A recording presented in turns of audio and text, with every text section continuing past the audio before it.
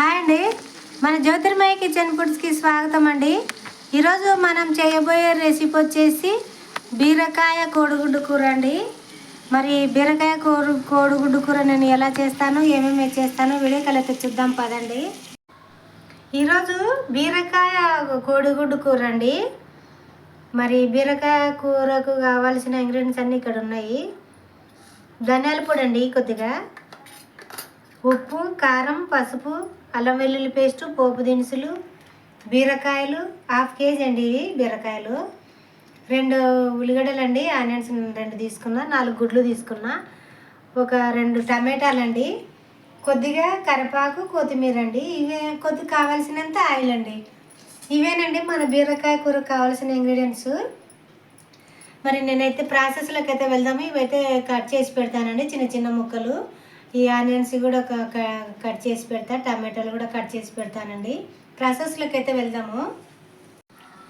నేను బీరకాయలు అండి 1/2 కేజీ బీరకాయలు అని చెప్పినా కదా, ఇవి చిన్న చిన్న ముక్కలు కట్ చేసి పెట్టాను, చిన్న చిన్న ముక్కలు అండి.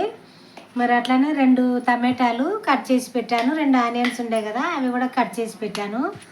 ఇప్పుడైతే నేను స్టవ్ వెలిగిస్తానండి.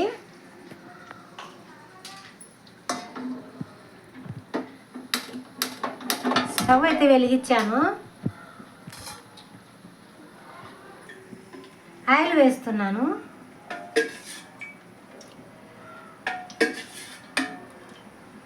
ఒక 4 గంటలు అయితే వేసాను. సరిపోతుందండి, మన 1/2 కేజీ కర్రీకి 4 గంటలు అయితే సరిపోతుంది. అది పప్పు గంట కదా, చిన్నది, సరిపోతుంది. నేనైతే పైన చెక్కు తీసి కట్ చేసి పెట్టానండి. మీరు చెక్కు తీయకుండా కూడా కట్ చేసి చేసుకోవచ్చు, కర్రీ బాగుంటుంది అట్లా కూడా. నేనైతే చెక్కు తీసాను. ఆయిల్ అయితే హీట్ అయింది కదా, నేను ఉల్లిగడ్డ ముక్కలు వేస్తున్నాను.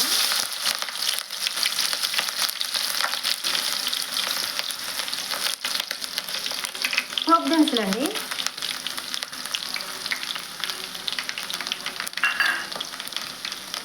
ఒకటండి ఎండుమిర్చి చేస్తున్నాను, ఇంకొకటి వేస్తున్నానులే.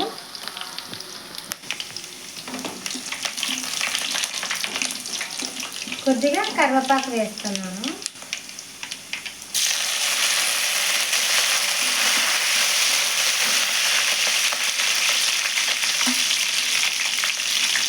పోపు అయితే బాగా రెడ్డిగా అయింది కదా, ఉల్లిగడ్డ ముక్కలు అవి కూడా బాగా ఫ్రై అయినాయి కాబట్టి నేను కొద్దిగా అల్లం పేస్ట్ వేస్తున్నాను.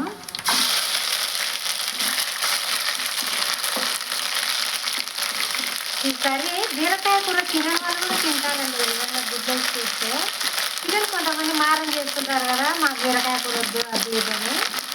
అట్లాంటి పిల్లలకి ఇట్లా కర్రీగా చేసుకుంటే బాగా కనుక్కోలేరండి. ఇక గుడ్డు వేస్తే అంత బాగుంటుంది కర్రీ. నిజంగాండి, బీరకాయ చాలా మంది తినరు. బీరకాయ అంటేనే కొంతమందికి ఆకలే ఉండదు. అట్లాంటి వాళ్ళకి ఇట్లా కర్రీ చేసి పెడితే బాగా రొట్టెలు వేసుకొని తింటారండి. పిల్లలు కూడా చాలా ఇష్టంగా తింటారు. చాలా బాగుంటుందండి ఈ కర్రీ.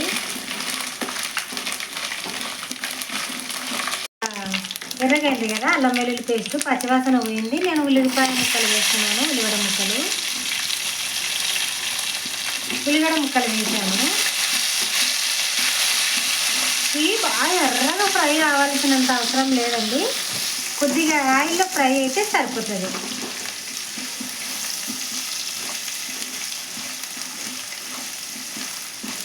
మీరు చూస్తున్నారు కానీ ఎవరు సబ్స్క్రైబ్ చేయడం లేదండి, లైక్ చేయడం లేదు, సబ్స్క్రైబ్ చేయడం లేదు. సబ్స్క్రైబ్ చేయండి, లైక్ చేయండి, షేర్ చేయండి.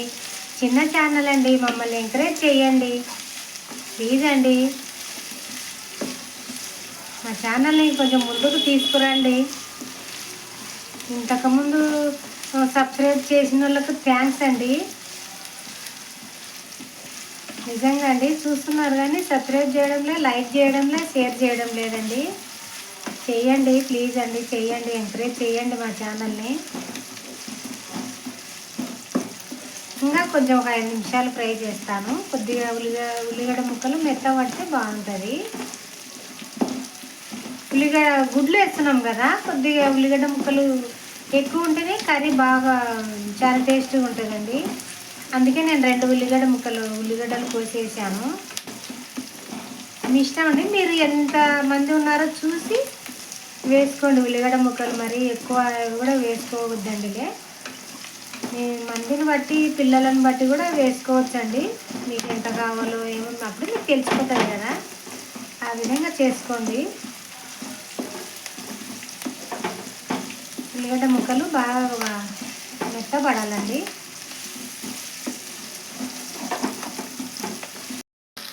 ఉల్లిగడ్డ ముక్కలు అయితే మెత్తగా అయినాయి కదా, నేను టమాటా ముక్కలు వేస్తున్నాను. టమాటా ముక్కలు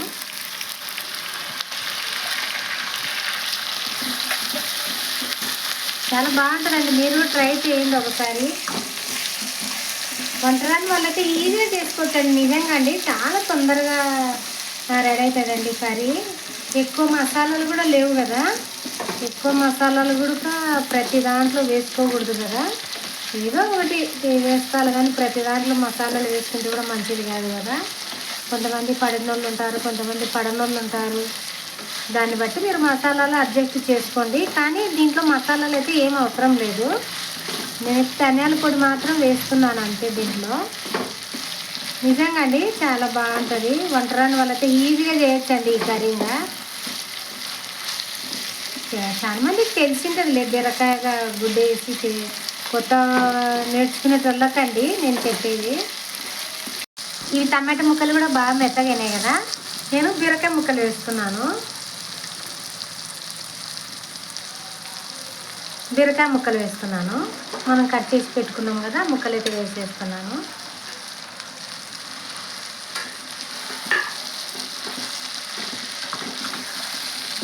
ఇందులో కొద్దిగా పసుపు వేస్తానండి. ఇప్పుడు ఇందులో బీరకాయలలో వాటర్ వస్తుందండి.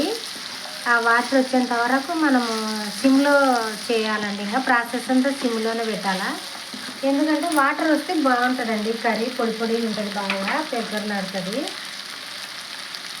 పసుపు వేస్తున్నా కొద్దిగా,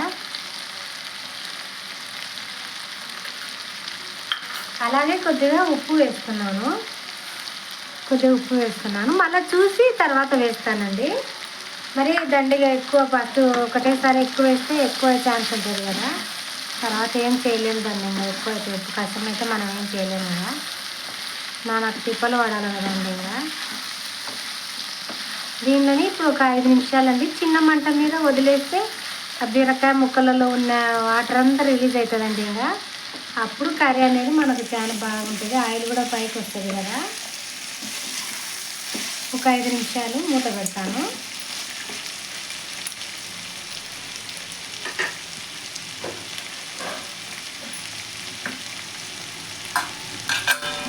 మూత పెడుతున్నాను. వాటర్ అయితే బాగా వచ్చింది. వాటర్ వచ్చింది కదా, నేను కొద్దిగా అయితే కారం వేస్తున్నాను.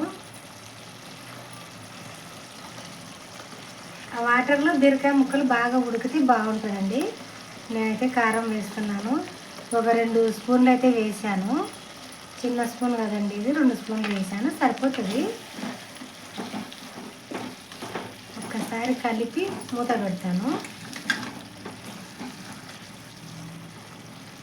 ఈలోపు కొద్దిగా ధనియాల పొడి కూడా వేస్తానండి.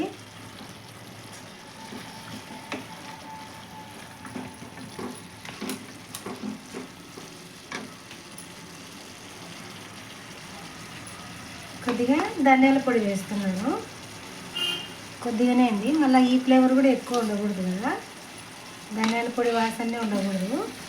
కొద్దిగా ఒక స్పూన్ అయితే వేసాను. దీంట్లోనే కొద్దిగా కొత్తిమీర కూడా వేస్తాను. ఇది కొంచెం చిన్న మంట మీద పెడితే అది కారం అనేది బాగా ఉడుకుతుంది కదా, ఆలోపు ఆ నీరు అనేది కూడా గుంజుతుందండి. అప్పుడు కూర అనేది బాగా పొడి పొడిగా ఉంటుంది అనమాట, బాగుంటుంది కర్రీ గుడ్లు వేసిన తర్వాత. కొద్దిగా కొత్తిమీర వేస్తున్నాను.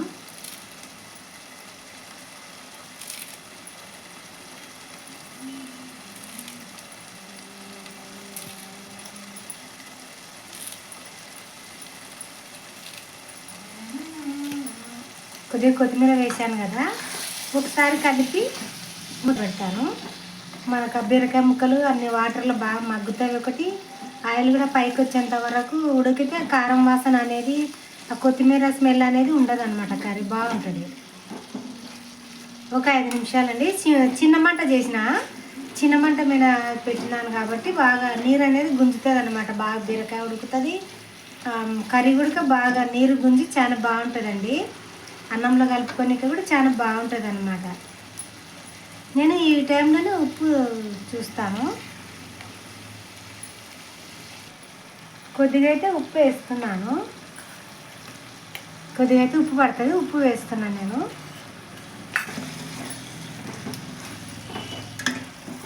అన్నీ వేసేసాము కదా, ఇంకా ఒక 5 నిమిషాలండి మూత పెట్టేస్తాను. సిమ్లో కానీ బాగా ఉడికి ఆయిల్ కానీ పైకి వచ్చిందంటే మన కర్రీ అయిపోయినట్లేనండి. నిజంగా చాలా బాగుంటుంది కర్రీది. వంటరాని వాళ్ళు 10 నిమిషాల్లో చేసుకోవచ్చండి. మూత పెడుతున్నాను.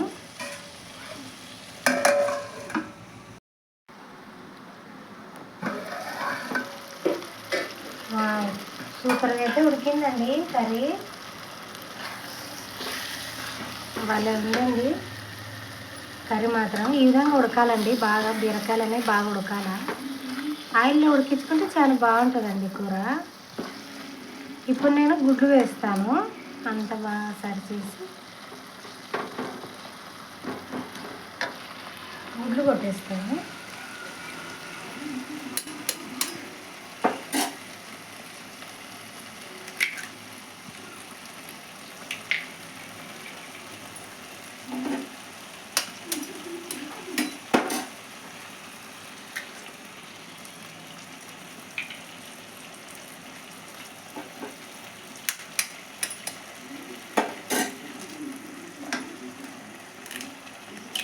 నేను 4 గుడ్లు తీసుకున్నానండి. మీరు మీ ఇష్టం ఎన్నైనా తీసుకోవచ్చు. 4 అనే ఏం లేదు, మీకు మీ మందిని బట్టి ఎన్నైనా తీసుకోవచ్చండి. నేనైతే 4 తీసుకున్నాను.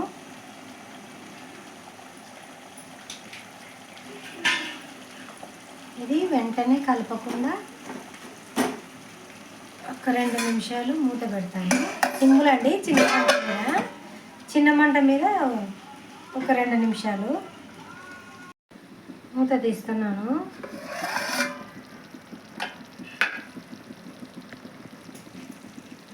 ఇప్పుడు ఎక్కువ కలపకుండా ఒక చిన్నగా ఇట్లా అన్నానండి, అంతే.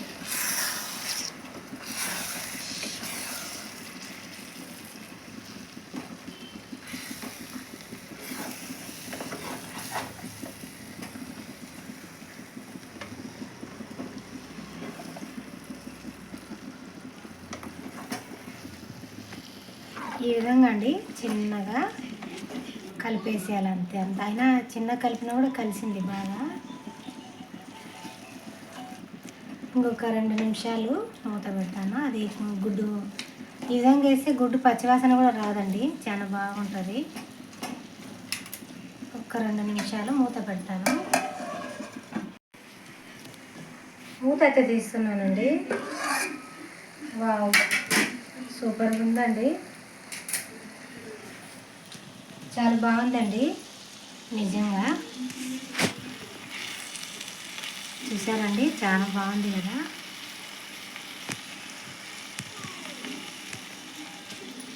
అయిపోయిందండి మన కోడిగుడ్డు బీరకాయ కూర. మరి ఈ వీడియో కనుక మీకు నచ్చినట్లయితే లైక్ చేయండి, షేర్ చేయండి, సబ్స్క్రైబ్ చేయండి ప్లీజ్ అండి.